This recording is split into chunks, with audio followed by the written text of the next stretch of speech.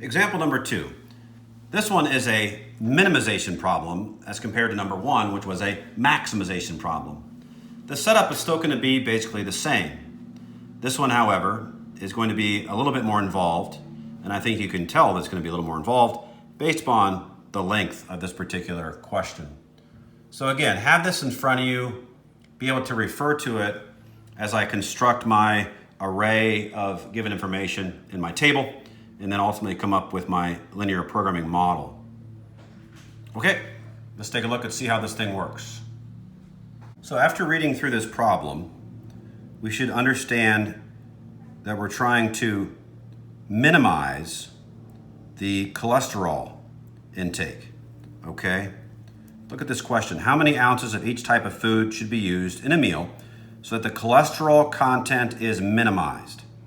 All right, so I'm gonna go ahead and underline that.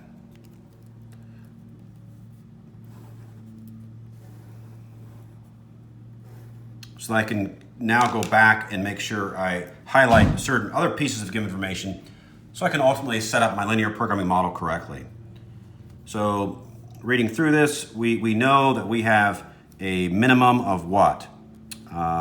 This 400 milligrams of calcium, 10 milligrams of iron, and the patient should also have a minimum of 40 milligrams of vitamin C. So these are minimum requirements that each patient should have. And these meals are going to be made up of foods A and B. This will be our X, this will be our Y. And what do we know here? We know with respect to food A, each ounce of food A contains 30 milligrams calcium, 1 milligram of iron, 2 milligrams of vitamin C, and then look at this, 2 milligrams of cholesterol, okay? So we're gonna get a little cholesterol when we have an ounce of food A.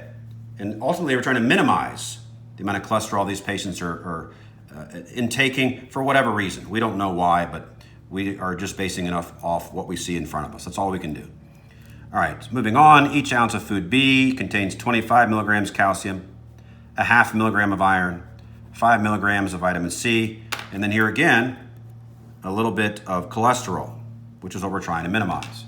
Okay, so let's see if we can create a table, organize our data, and ultimately come up with our linear programming model. All right, so I went ahead and constructed my table, and I also have defined my two variables, X and Y. X is going to represent the number of ounces of food A, and Y will be equal to the ounces of food B. All right, so again, from the reading, what do we know? What else do we need to know here? Well, our row headings. We're looking at a minimum of what? A minimum of calcium, a minimum amount of iron, and a minimum amount of vitamin C. Okay? So going back and reviewing this, we know that we should have a minimum of 400 milligrams of calcium, 10 milligrams iron, and 40 milligrams of vitamin C. So I'm going to put that information right here. Calcium, minimum, 400.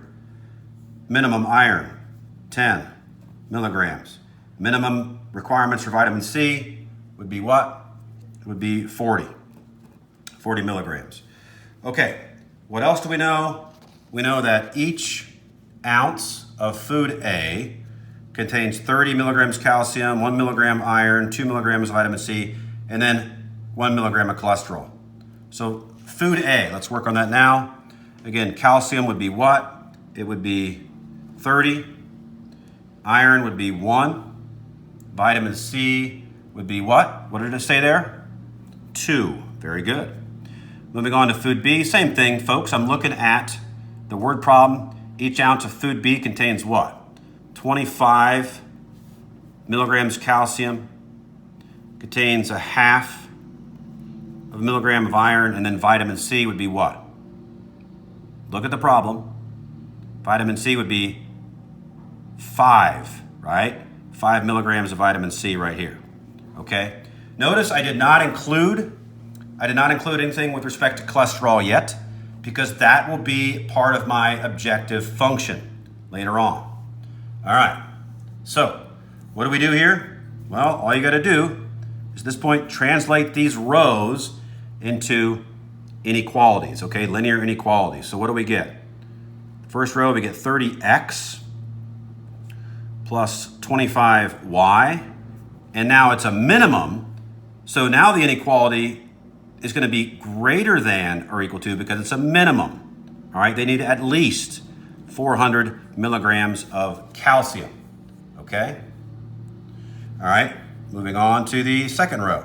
You'd have 1x plus 0.5y, and again, that should be greater than or equal to 10.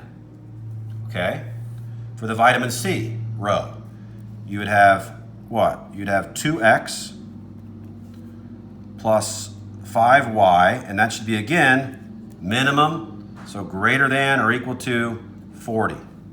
And then don't forget about these two inequalities because we're only looking at quadrant number 1 material. Both the x and the y values must be greater than or equal to 0. Okay, the final thing we have to come up with is our objective function. So in this case, we are trying to do what? We're trying to minimize the cholesterol intake. So the minimization model will be based on cholesterol.